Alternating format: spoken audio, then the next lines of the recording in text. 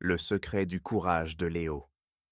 Léo, un petit garçon de 7 ans, est d'ordinaire très curieux et plein de vie, mais aujourd'hui, il a une boule au ventre.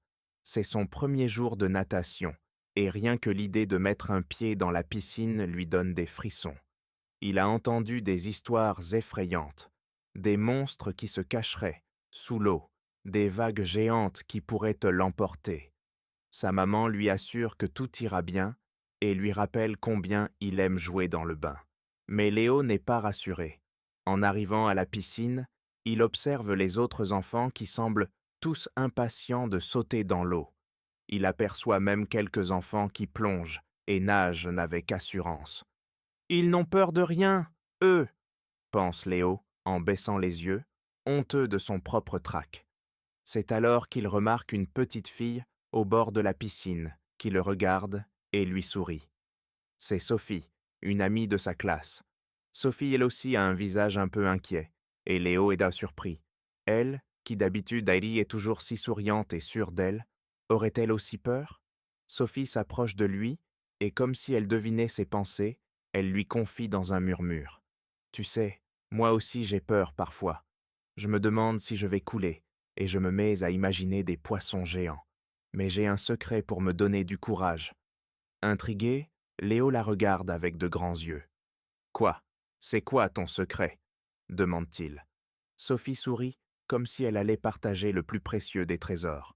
« Quand j'ai peur, j'imagine que la piscine est mon royaume magique. Je ferme les yeux et je me transforme en sirène courageuse, la plus brave de toutes. Dans ce royaume, aucun monstre ne peut m'atteindre parce que je suis la protectrice de l'eau. » Léo trouve l'idée tellement amusante qu'il ferme lui aussi les yeux pour imaginer son propre royaume. Il se voit en chevalier, armé d'un bouclier qui brille, prêt à affronter toutes les créatures sous-marines imaginaires. Il se sent presque courageux, presque.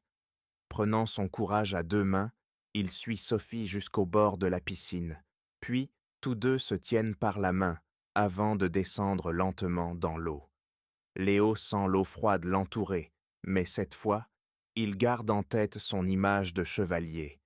Il est prêt à défendre son royaume aquatique. Petit à petit, la peur de Léo diminue. Avec Sophie à ses côtés, il commence même à sourire. Il prend un grand souffle et plonge sa tête sous l'eau pour la première fois.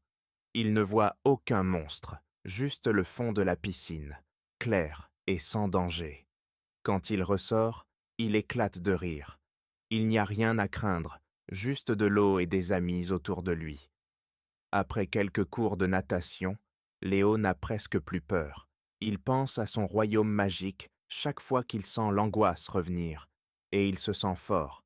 Il comprend que même les choses qui font peur au début peuvent devenir amusantes avec un peu de courage et d'imagination.